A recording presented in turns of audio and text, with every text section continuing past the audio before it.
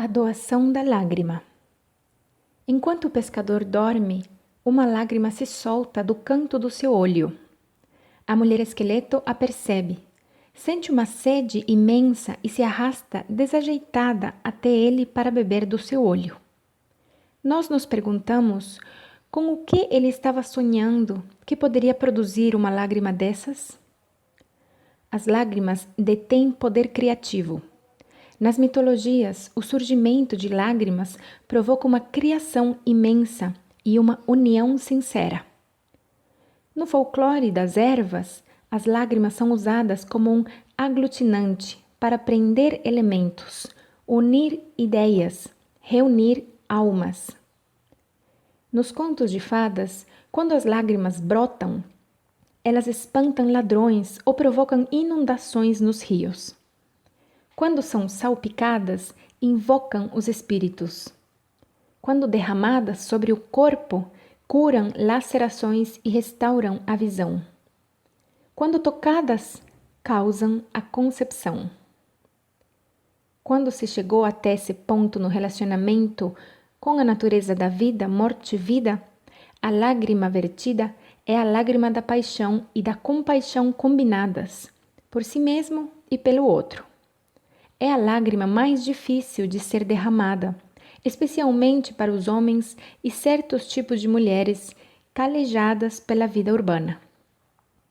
Essa lágrima da paixão e da compaixão surge, na maioria das vezes, depois da descoberta acidental do tesouro, depois da perseguição apavorante, depois de o esqueleto ser desembaraçado, pois é uma combinação desses atos que gera a exaustão, a derrubada das defesas, o exame de si mesmo, o despir-se até os ossos, o desejo tanto de conhecimento quanto de alívio. Tudo isso faz com que a pessoa investigue o que a alma realmente quer e chore pela perda e pelo amor de ambos. Tão certo quanto o fato de a mulher esqueleto vir à tona, agora essa lágrima, esse sentimento no homem também chega à superfície. Ela é uma aula de amor a si mesmo e ao outro. Despido agora de todos os espinhos, anzóis e facas do mundo diurno, o homem atrai a mulher esqueleto para se deitar ao seu lado, para beber e se nutrir com seu sentimento mais profundo. Nessa sua nova forma, ele é capaz de saciar a sede do outro. O espírito da mulher esqueleto foi invocado pelo seu pranto. Ideias e forças de partes remotas do mundo psíquico unem-se no calor da sua lágrima. A história do símbolo da água como criador, como caminho, é antiga e variada. A primavera chega com uma chuva de lágrimas. A entrada para o mundo subterrâneo ocorre como uma cascata de lágrimas. Uma lágrima, percebida por uma pessoa bondosa, é compreendida como um pedido de aproximação. E assim chora o pescador e a mulher se aproxima um pouco mais. Sem aquela lágrima, ela continuaria sendo só ossos. Sem aquela lágrima, ele nunca despertaria para o amor. A lágrima de quem sonha surge quando aquele que virá a ser um amante se permite sentir-se os próprios ferimentos e curá-los. Quando ele se permite ver a autodestruição provocada pela perda da sua fé na bondade do self. Quando ele se sente isolado do ciclo protetor e revitalizante da natureza da vida, morte, vida. É então que ele chora, por sentir sua solidão, uma imensa saudade daquele local psíquico, daquele saber primitivo. É assim que o homem se cura e que aumenta sua capacidade de compreensão. Ele assume a função de criar seu próprio remédio. Ele assume a tarefa de alimentar o outro extinto. Com suas lágrimas, ele começa a criar. Amar o outro não basta. Não basta não ser um estorvo na vida do outro. Não basta dar apoio, estar disponível quando necessário e tudo mais. O objetivo é estar familiarizado com os métodos da vida e da morte, na nossa própria vida e numa visão panorâmica. E o único meio de se chegar a ser um homem familiarizado consiste em aprender a lição nos ossos da mulher esqueleto. Ela está esperando pelo sinal de sentimento profundo, por aquela única lágrima que diz: admito o ferimento. Essa simples admissão alimenta a natureza da vida, morte e vida. Ela cria o vínculo e faz com que comece a surgir no homem o conhecimento profundo. Todos nós já cometemos o erro de pensar que uma outra pessoa podia ser nossa cura, nossa emoção, nossa realização. Leva muito tempo para se descobrir que isso não existe, especialmente porque pomos o ferimento na parte externa, em vez de ministrar-lhe a cura dentro de nós. Talvez não exista nada que uma mulher deseje mais de um homem do que a atitude dele desmanchar suas projeções e encarar seu próprio ferimento. Quando o homem enfrenta seu ferimento, a lágrima surge naturalmente e suas lealdades internas e externas se tornam mais fortes e definidas. Ele se transforma no seu próprio curandeiro. Não se sentirá mais solitário à procura do self profundo. Ele não mais procura a mulher para ser seu analgésico. Existe uma história que descreve bem esse aspecto. Na mitologia grega, havia um homem chamado Filóctetes. Diz-se que ele herdou um arco e flecha mágicos de Heracles. Filóctetes recebe um ferimento no pé durante um combate. Esse ferimento, porém, não sarava. Pelo contrário, ele se tornou tão fétido e os gritos de dor tão horríveis que seus companheiros o abandonaram na ilha de Lemnos, deixando-o lá para morrer. Filóctetes mal conseguia se alimentar usando o arco e flecha de Heracles para caçar pequenos animais. Seu ferimento, no entanto, supurou, e o cheiro foi ficando cada vez mais forte, de tal forma que qualquer navegante que se aproximasse da ilha, mesmo de longe, tinha de se desviar. Um grupo de homens, porém, conspirou para enfrentar o fedor do ferimento de Filóctetes a fim de roubar dele o arco e flecha mágicos. Os homens tiraram a sorte, e a tarefa coube ao mais jovem. Os mais velhos o incentivaram a agir rápido e a viajar sob a proteção da noite. O jovem, portanto, içou as velas. Com o vento, porém, e superando o cheiro do mar, vinha um odor tão horrível que o rapaz precisou enrolar o rosto num pano molhado na água do mar para poder respirar. Nada, porém, conseguia proteger seus ouvidos dos gritos lancinantes de Filóctetes. A lua estava envolta em nuvens. Isso é bom, pensou ele, enquanto atracava o barco e se esgueirava até o torturado Filóctetes. Quando ele estendeu a mão para pegar os preciosos arco e flecha, a lua subitamente iluminou o rosto sofrido do velho agonizante. E algo no rapaz, ele não sabia dizer o quê, de repente o fez chorar.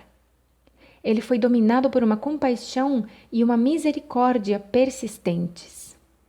Em vez de roubar o arco e a flecha do velho, o rapaz limpou o ferimento, preparou uma atadura e permaneceu a seu lado, alimentando-o, limpando-o, acendendo o fogo e cuidando do velho até poder carregá-lo para Troia, onde Esculápio, o médico semidivino, poderia curá-lo. A lágrima da compaixão é derramada em reação à percepção do ferimento fétido. Este tem origens e configurações diferentes para cada pessoa. Para alguns, ele representa dedicar toda uma vida a escalar penosamente uma montanha para descobrir, tarde demais, que se estava subindo na montanha errada. Para outros, ele reside em questões não resolvidas e não tratadas de abusos sofridos na infância. Para outros ainda, ele é algum tipo de perda esmagadora na vida ou no amor. Um rapaz sofreu a perda do seu primeiro amor, sem ter o apoio de ninguém e sem ter nenhuma noção de como poderia se recuperar. Durante anos a fio, ele vagueou em desalento, sempre negando que estivesse ferido.